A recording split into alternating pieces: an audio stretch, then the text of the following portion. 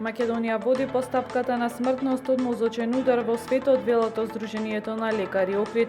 Ја нагласуваат потребата од итна имплементација на стандардизирани протоколи за диагноза и третман.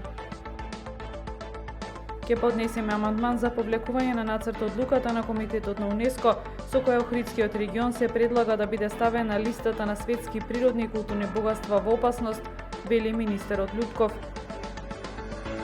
Младите охридски музички надежи предвесници на 65-тото издание на фестивалот Охридско лето.